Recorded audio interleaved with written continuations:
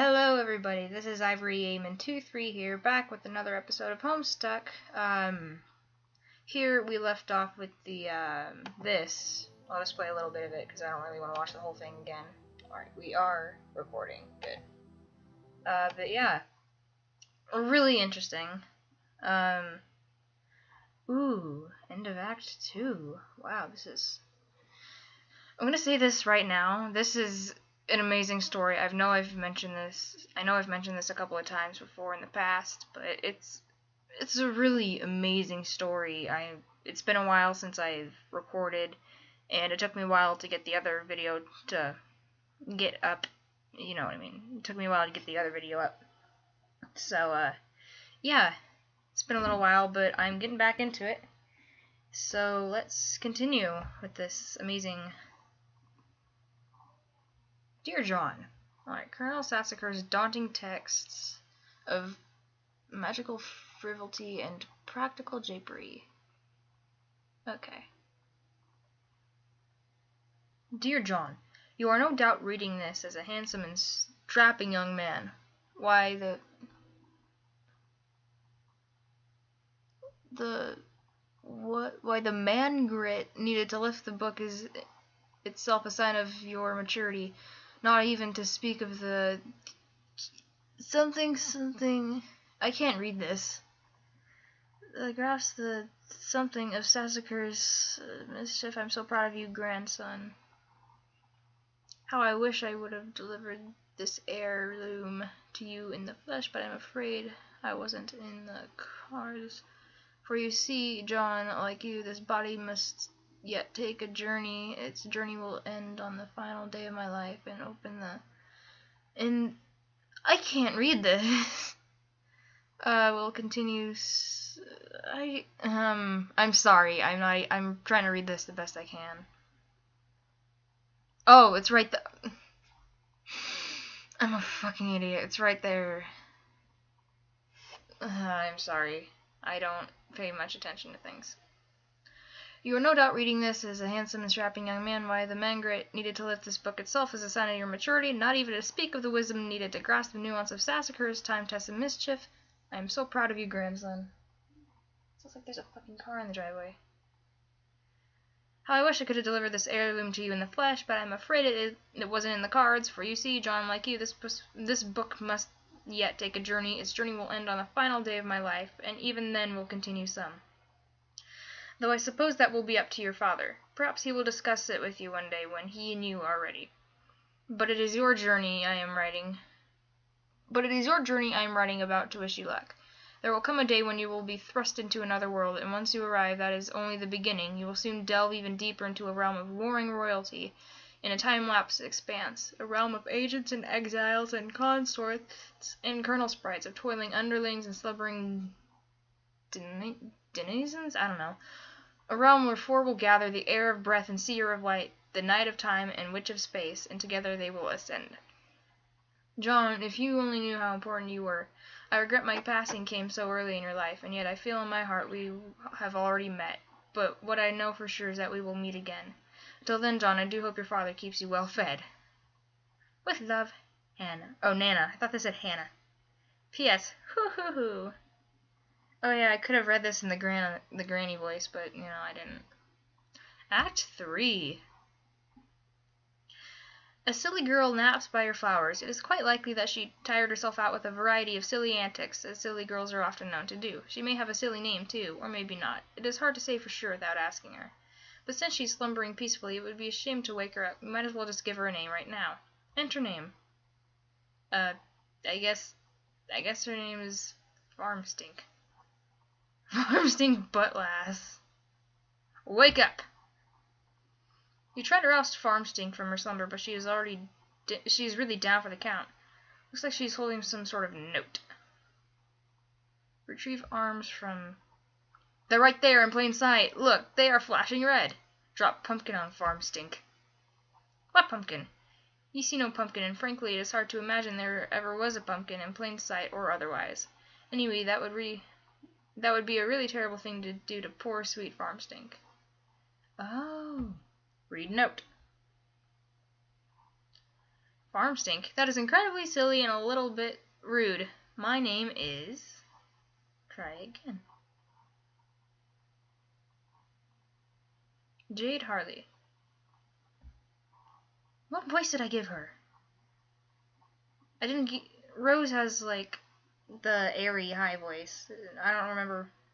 I think it was just a normal high-pitched voice. Really terrible, but, you know. Examine room.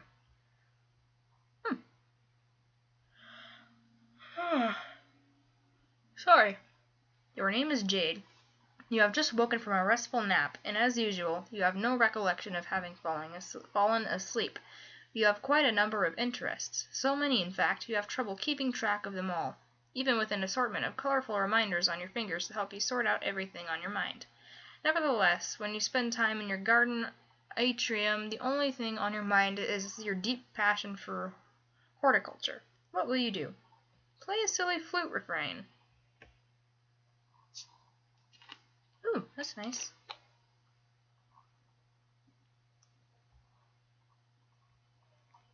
Oh.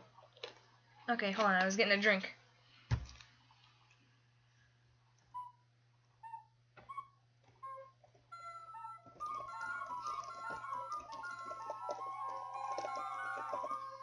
Yeah, because this totally makes sense.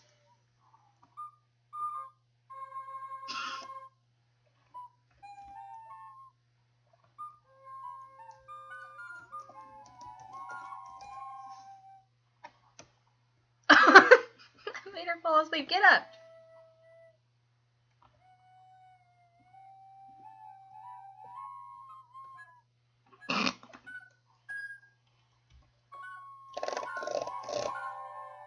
Okay, that's enough of that. Oh, Lord. Well, you really suck at this thing.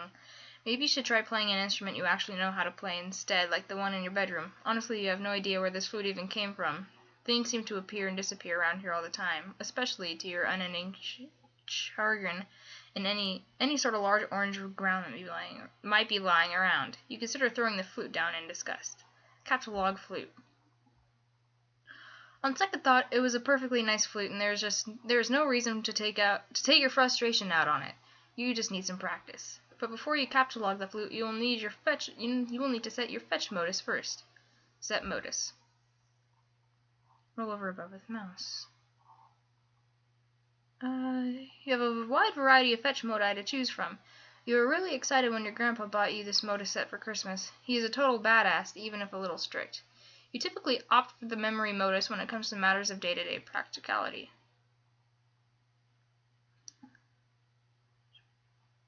Wait. Oh, it's like games. Nice.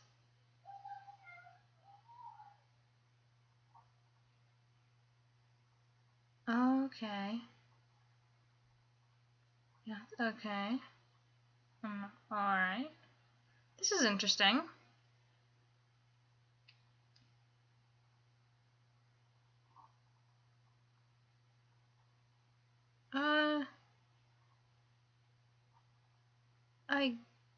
Oh, can I, like, not actually select one of these, or can I just, okay. Select a memory. Okay, already. Alright. You set your modus to memory and capture-log the flute. You will allot 9 cards to the modus from your deck, since that will be more than enough for your needs at the moment. The modus grabs 9 more cards for matching purposes. The flute is spit up on 2 blank cards and mixed randomly into the grid. To retrieve the item, you must first pick one card, then pick its matching card. For the typical Silodexter, this modus presents a frustrating guessing game and a lot of wasted time on mismatching, but you like it because you seem to have a knack for always guessing right on the first try. Squeal like a piglet and fertilize some plants. It is an awfully silly idea and is basically a waste of everyone's time. You will predictably disregard this thought and focus on more sensible objectives at once. Is it just me, or is it really... I think it's because I have, like, a bajillion different tabs open.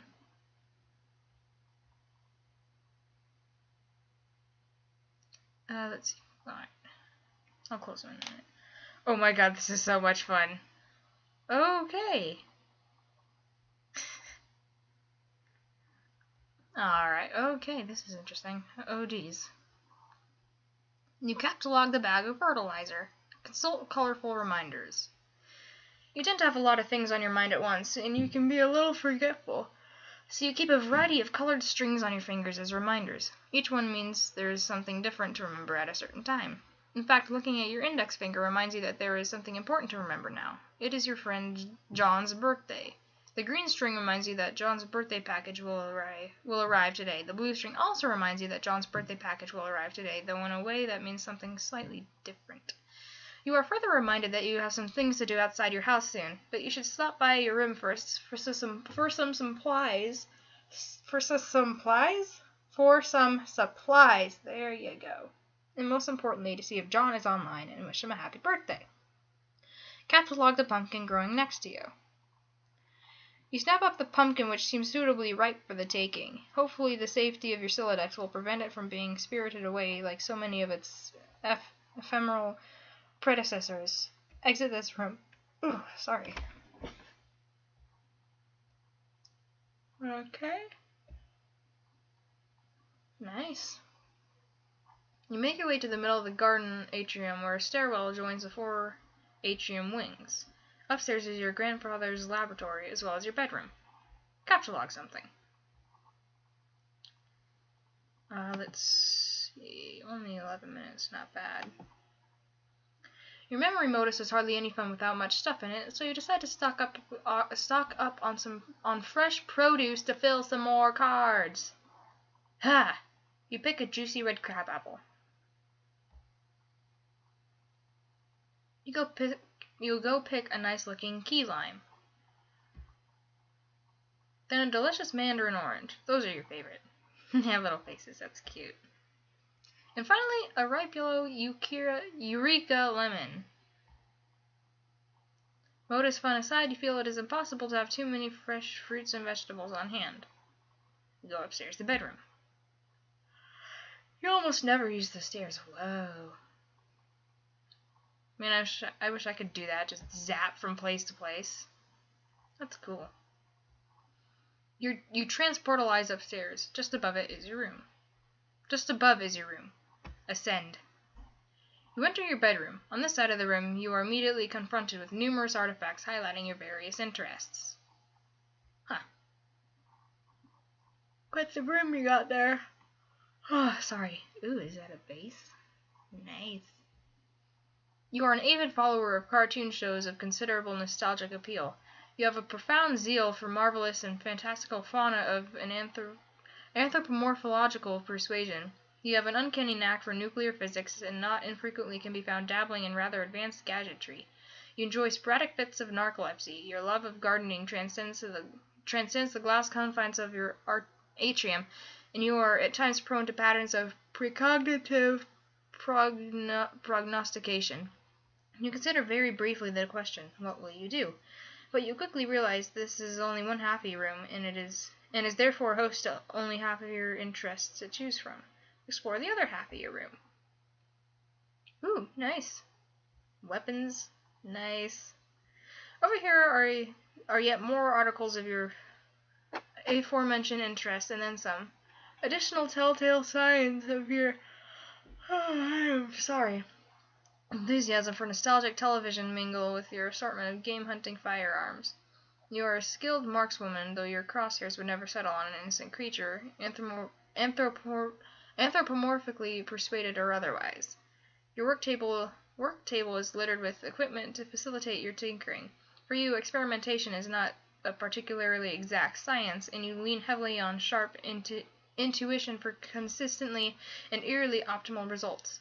Nevertheless, you have still not been able to get that broad, flat gizmo there to work, which is a design you have borrowed from one of your grandpa's more mysterious inventions. You are a great admirer of his, and you are not alone.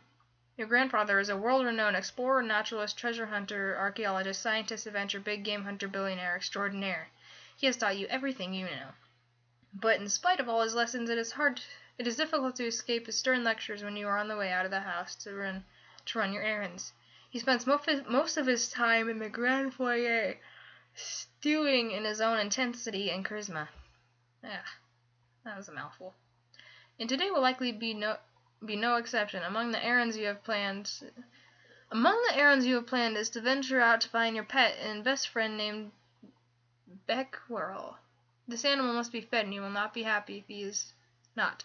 And if he's not happy, then you will not be happy. But first, you really should dig out your computer and say hi to John. Now, what will you do? Quickly retrieve firearms from wall. Why? Oh, I guess weapons will come in handy later. You equip your trusty hunting rifle. There would be hell to pay if your granddad caught you leaving the house without it. Wonder why the design on your shirt changed. Did it? There isn't much to wonder, really. You left the wardrobifier on its randomization setting. Huh. You may contemplate which shirt design you favor most and commit to that setting in the near future. Can I, actually? No. Okay. Capsulog near Squiddle's doll and hug it. Just before you can grab one, the powerful electromagnets concealed in their underbellies become activated, and two of them get all tangled up and with each other playfully. She looks happy. You capsulog the Tangle Buddies. Lose interest in fauna and never speak of it again. Oh, you can never do that. What marvelous creatures they are. What a darling dream to combine the finest qualities of humanity with the elegance and nobility of the animal kingdom. How you wish you could know their world, to hear one night those muted paw pads traipse up your stairs. A low but friendly growl unsettles your slumber, and as the stupor seeps from your eyes, they detect a sharp pair of ears cutting the moonlight. A mysterious woven tongue invites. Wouldn't these ears suit you? Would not this proud long snout assist you in the hunt? No need to answer. Words slow? From the busy mind, like a useless dead membrane, as more of a scale sapience takes over. Something simpler is in charge now, a force untouched by the concerns and burdens of the upright. That farcical yoke, the bipedal toe. It now drives you through the midnight brush, your paws whisking through creepers, unearthing with each bold stomp bright odors demanding investigation. But not for long, as you and your new friend must claim the night with piercing howls moonward. You eat a weird bug and don't even care. Huh. Pick up your toys. Speaking of which, you pick up and admire one of your Manthro chaps. They are wonderful friends and are always cheerful and pleasant fellows. Why, dear Mr. Coxcomb, however will you be received at the barnyard gala without the trappings of a proper gentleman? Each Manthro chap comes with a number of accessories, including articles of formal attire, a vaccination kit, and a dishwasher-safe slop trough. Organize all your dolls. You gather all your dolls into a rather cozy-looking pile. Change wardrobifier setting. Oh, can I? Wait, no. Every time I see, whenever I click the blue text and my mouse stays there, it'll be, ready to click on something. I'm thinking, oh, is this something I click on? No, it's not. You deactivate the wardrobifier's randomization mode and set it to cycle through these 3 shirt designs. The decision was tough, but you think you came to the best possible conclusion. Oh, whoa.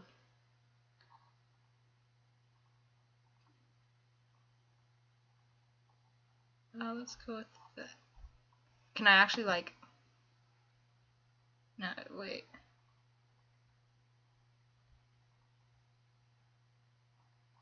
Are those, actual things, or is it just...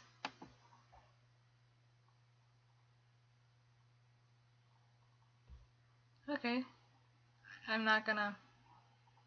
Oh, those were the already chosen things. I'm an idiot. Look out window. Sorry about that. It is another beautiful day in your neighborhood. It is peaceful and quiet as usual. A rather imposing volcano looms over your house, which has been active for centuries. Though dormant on the surface, the volcanic activity deep underground provides your house with the source of geothermal power. You're not sure why your grandfather decided to draw from this source of energy when he had the unlimited power of the atom at his disposal, but it has been this way for as long as you can remember. You have chalked it up to your family's long-standing prosperity for the Eclectic fursuits. Wait, you mean pursuits. Oh, I see. I see what you did there. Retrieve fursuit from magic chest. Oh my goodness. What is this nonsense about fursuits? You do not own a fursuit. You think that anthropomorphic fauna are really cute and enchanting and all, but it has never occurred to you to dress as one. Sure, it is fun to imagine what it would be like to run wild with a pack of wolves or purr and frolic with a litter of kittens, but dressing up as an animal just seems ridiculous. It would still be just be a silly girl draped in a raggedy, synthetic, tufty piece of crap, and seriously, who are you trying to kid with that sort of baloney? Anyway, it is not a magic chest, it is your gadget chest, which you have adapted for storing a number of useful gizmos. It was once your oracle's trunk, a gift from your grandfather, of course, and still contains many silly fortune-telling knickknacks, all of which are completely bogus. Open chest. Nice. Among the fortune-telling knickknacks are these items: a crystal ball plus compulsory velvet pillow, a tarot deck. Is it tarot or tarot? Hold on. Just gonna double check.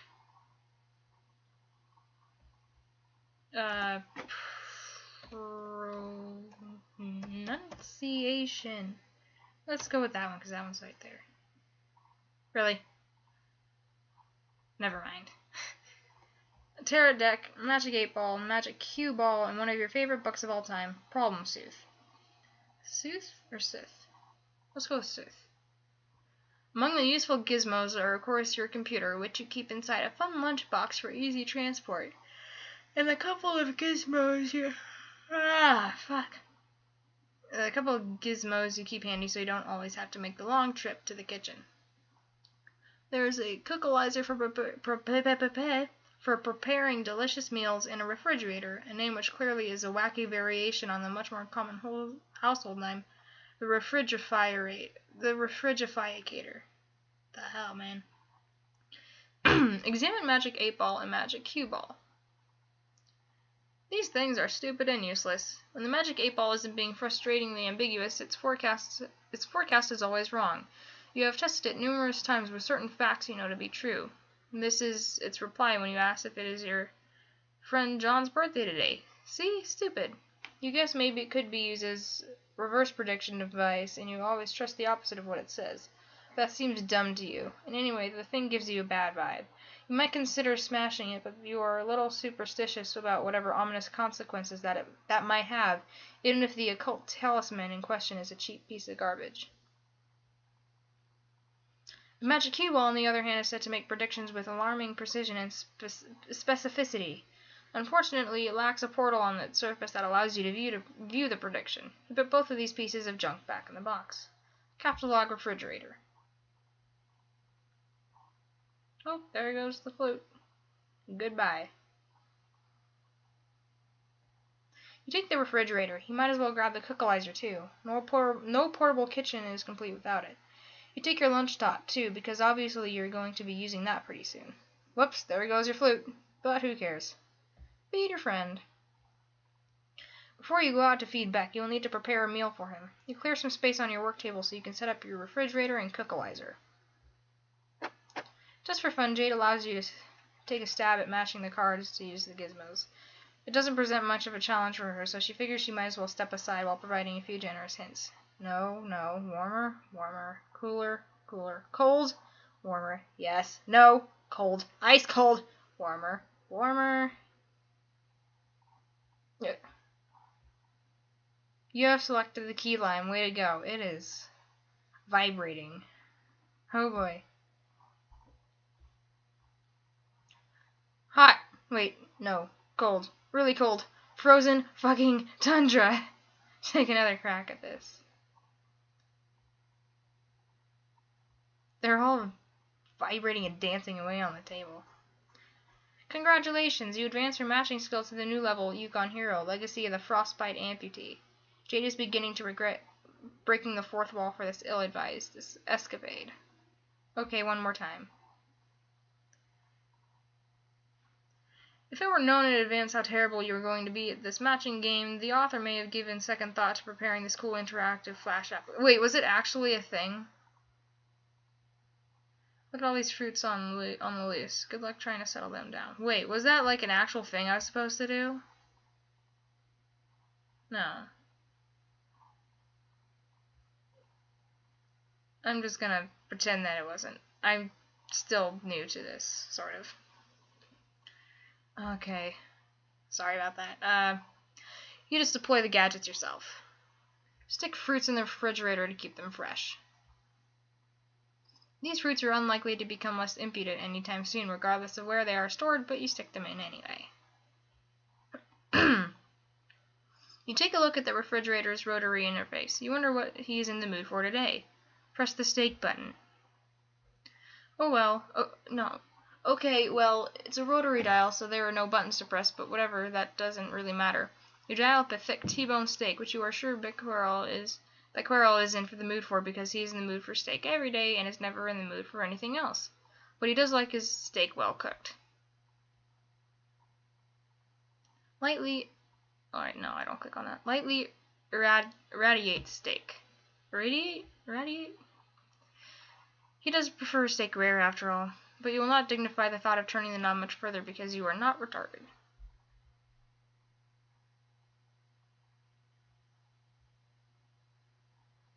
You capture log the irradiated steak and save it for your trip outside. You probably shouldn't waste much more time. You wouldn't want all those nice depleted steak isotopes to settle down. Examine the atomic base by your bed. You wouldn't exactly call it an atomic base, but it is heavily customized to accommodate a high level of musical virtuosity, the perfect instrument for the eclectically spirited. Ha! Fucking hell. You turn the strings way down, of course, because your stumpy arms can't reach the low notes.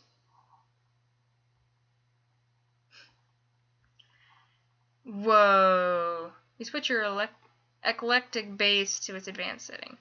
You promptly switch it back since obviously it's too complicated to play it in person like this. The default setting is your preferred mode for casual jamming. And since you can't possibly waste enough time playing music, casually jam is exactly what you're going to do. Play a hauntingly relaxing bass line.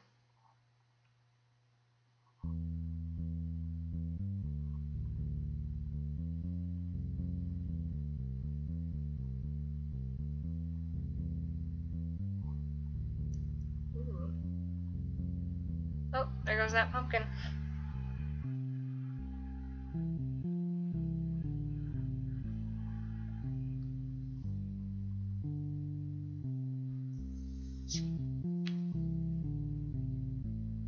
Ooh, it's nice.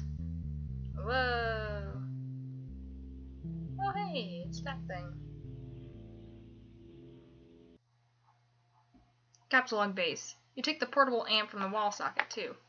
Open lunchtop. My throat is really dry, so I'm probably going to be taking little drink breaks throughout this whole episode. You like to make yourself comfy in your plushie pile before getting down to business with your computer. Get down to business. I can relate to that. Is this another video? Or is it just an animation? Oh! Whoa! Well, okay then. Alright. Activate Passersham. That's quite the thing. Hey look, John is online. Hooray! Also, it looks like Dave pestered you about something yesterday, but you missed it. Pester John.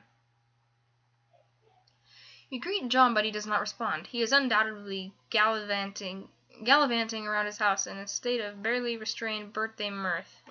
He will also be retrieving the 2 packages in the 2 envelopes which you are certain came in the mail for him earlier. Okay, good, I turned that off. You will wait a little while and see if he returns before you head out. See if Dave left you a sweet new wrap. Does not appear so, but you just never know with that crazy and cool guy. So cool. Hey, oh, you're asleep again, aren't you? Or do you even know if you are? I still don't know how that works. Yeah. Here we go. Oh, I could, yeah. Hey, oh. Oh, you're asleep again, aren't you? Or do you even know if you are? I still don't know how that works. I kind of forget the kind of voice I gave him. It's like nothing means anything. It's so cool getting hella chumped by your crocodish damn riddles all the time. I don't know why I believe anything you say. I'm like the Grand Marshal of gross chumpage. Waving around my faggoty chump doctor baton. Assistant Director of Chumpography. Celebrated author Ernest Chumpingway. Weak. Chumpelstiltskin. Chumple dipshit. Yeah. You're asleep? ASL? Baboon? Kangaroo rat? If kangaroo rat, yiff twice, please. Okay, well, you're not saying anything, so I guess whether you're non-awake or unasleep or whatever, you're just not around and I'm wasting good material. Even worse, I'm wasting a killer persona here. Like, I don't know, like a wide open V-shaped leotard and a fuck ton of body paint. Some, like, sinewy, back-arching Kirk de Soleil. What the fuck? Looking motherfucker. Always low to the ground, getting a good prowl on, like I dropped my keys in the dark. Nimble son of a bitch who had the gumption to glue a nasty pair of latex cat lips to his face for a reason that wasn't a joke. Jade, hey, where are you? Seriously, I'm sitting here tonight with a fucking bag of kibble jacked open on my lap and primed for goddamn bear. And you're gone. By the way, my name is Akawit Permusk, hard as a buttock in the jungle, tempered seal. Hey, I just wanted to give you this remix I finished here. Explore remix MP3. So yeah. You don't have to respond to any of that, by the way. I'll probably forget half the shit I said anyway. Talk to you tomorrow. Open Fresh Jams. You open the Fresh Jams media player and add today's remix to the playlist. Open Echidna. Alright, let's see what's the time at. We are at 31 minutes. Nice. Open Echidna and go to mspaintadventures.com. Wait, is there like... Oh, hello.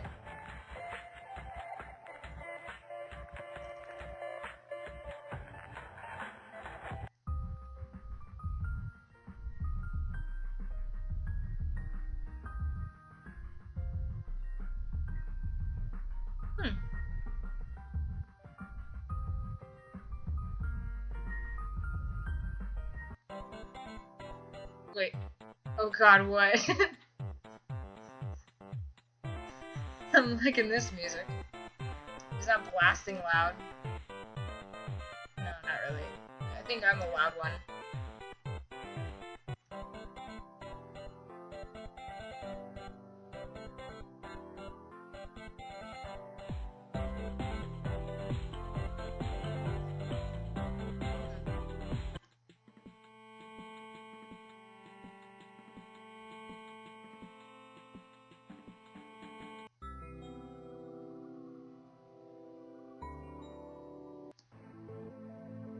Oh, it's this one.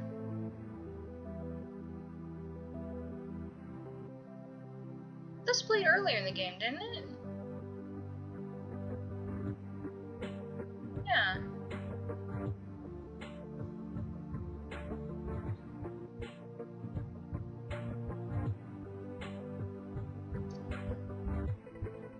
The soundtrack is amazing. MS Paint Adventures boggle vacantly at these shenanigans. It begins to dawn on you that everything you just did may have been a colossal waste of time. Did the computer vibrate or did my phone? It was my phone. I don't care. You open your web browser and visit MSPA. You navigate to a random page in the middle of the latest epic. Looks like he was just finishing up some sort of weird tangential intermission here. Whatever it was, it clearly advanced the plot in no relevant way whatsoever. End intermission. Midnight Crew Act 1031. What? Oh, that looks cool. Ooh.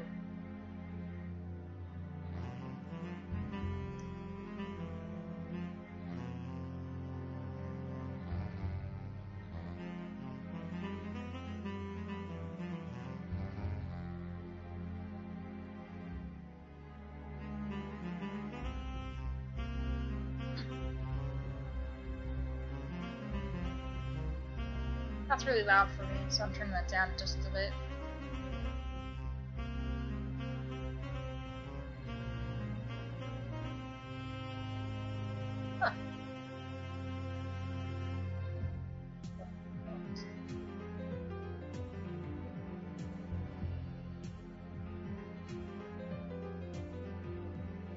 What even is this? It's cool. Okay, I can't. That sounded weird. It's cool, but like, what? Okay. Nice. Alright. You've killed a little time, but still no sign of John. Pester Dave. Hi, Dave. Hey, sup? Not much. What's up with you, bro? Good one. It's alright, being chill, I guess. You know how it goes. Great. Feeling cool today, Mr. Cool Guy? Oh man, you know it. So cool. You don't... No, wrong voice. Damn it. You know shit is ice cold up in here. Shit is wicked bananas, I am telling you. Happy face. So, have you talked to John today? Yeah, we were just talking a while ago about how he sucks at his Philodex. Can you believe he uses stack? That kid is ridiculous. Lol. Well, that doesn't sound like much fun. What was it you used again? Wait, never mind. I forgot whenever we talk about your goofy moduses, I get a migraine. What do you want with John? Happy face. I want to tell him happy birthday and ask him about his birthday package. Oh yeah. I was being sort of cagey and told him to check the mail because I was wondering if mine came yet. Became a little bit of an accent there. I don't know if you noticed, but it felt like it did for me. I don't know. I think it did. Yeah? And I think mine... I'm talking too fast. I'm sorry. And I think mine came too. So, I guess you want to know if he likes it or something? No! He will not open it. He will lose it. Oh. Wow. Sorry to hear that, I guess. No, it's good, actually, because he will find it again later when he really needs it, which of course is why I sent it to him in the first place. See, like, I never get how you know these things. I don't know. I just know that I know. Alright. Anyway, I have to go. I have to feed Beck, which is always a bit of an undertaking. Man, if I were you, I would just take that fucking devil beast out behind the woodshed and blow its head off. I don't think I could if I tried. Yeah. Say hi to your granddad for me too, okay? Yes, I guess an encounter with him is almost certain. It is usually intense. Well, yeah, isn't it always with family? But he sounds like a total badass. Yeah, he totally is. Anyway, gotta go. See ya. Heart. Still trying to figure out a voice. I kind of gave Dave a bit of an accent. I don't know if he would or not, but... You know, whatever. Ooh, Strafe. This ought to be interesting. Wait, there's the sound. Round 1, Strife.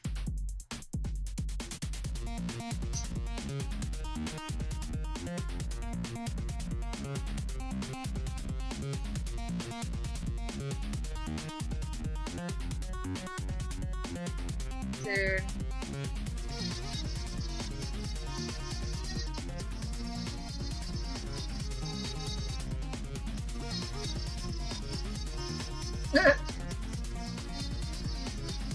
Poor Dave.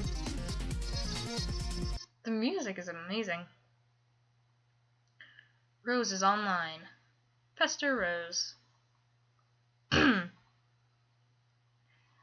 require a font of frighteningly accurate yet infuriatingly non-specific information. Do you know where I can find a wellspring of this sort? Haha, yes, okay, but we can't talk for long. You have plans? Well, yes, I do, but it's just that you will lose your internet connection soon, and we won't talk again for a pretty long time. Not until you enter. Enter? Enter? I feel like your voice went higher. Enter? Yeah! This is what I was talking about. This was the itch that needed scratching. My avarice for the inscrutable is limitless. Lol, what did you want to know? Oh my god, my voice is not cooperating right now. You've been insisting today was the big day. We would all play a game you didn't know the name of. A game you said I'd get in the mail, and did. One that would help me answer some questions. But Strider is being obtuse. I can't catch John at his computer. You don't even have the game yourself, and on top of that, my internet is unstable. So how are you sure today is the day? There sure are a lot of challenges, but yes, I am sure. Dave is cool. You know he will come around when the time is right. He just has a lot of work to do first. And so do you. You'll need to keep searching for a stable signal and power source, and it will be hard, but don't give up. And don't worry about me either. Focus on playing with John first. It all starts with you two. I'm beginning to wonder if I should give her like a kind of nasally, like nerd voice. I could try that, I guess. I don't know. I'm still figuring out the things here. Is there nothing else you can say to prepare me for this? I'm sure you think little of blithely of setting dark forces with Grandpa Morrow over there on Hell Murder Island, but honestly, I've only read a few books on it. Haha, dark? That's ridiculous. I don't really know what to tell you other than it's not going to be what you think it is. And most importantly, you will have your questions answered, but they will be the ones you haven't thought to ask yet. Just be patient and brave, you'll see. It will be fun. Uh-oh, looks like you've got to go. Take care, Rose. Yeah. Be the other girl. I kind of want to give her like a nasally, like a nerd voice. That wasn't really a nerd voice. I'll try to figure something out. I can't do nasally voices very well. You are now the other girl several hours in the future. It appears a secret passage in the mausoleum has been opened. It's getting awfully toasty in here. You gather up your belongings, including your dead cat. Descend. Why the dead cat? Stop being the other girl and pester John again. You spent enough time for now concerning yourself with the future of your friends. John will not be available until later. By then, he will have his hands full, as will you. Pick up your lunch top and get ready to take care of some business downstairs. Jade, descend. Try as you might, you can't stop your mind from drifting to the fate of your friends. You dwell on a particular configuration of reminders on your finger. What's that? Okay, so I click on that. Oh, jeez. Hey! Wait! Hold up, I'm gonna go back a bit. Hold on.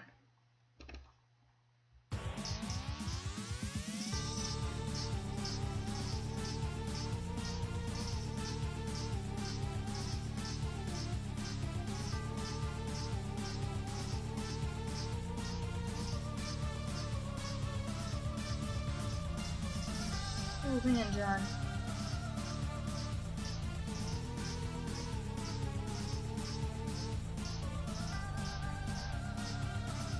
Oof.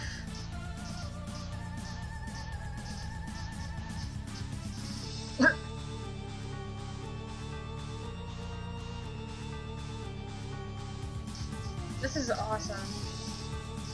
Oh, is this a loop? Alright. Also in the future, but years, not hours. Under bare white branches, a sentry wakens. Well, click the link. I was gonna say, this sounds like the song that might play when you fight Sans, and then I remembered, oh yeah, Toby Fox made the music for this. When I first found that out, I thought, oh, that's so cool. Yeah. I didn't know that until just recently, so I've been living under a rock.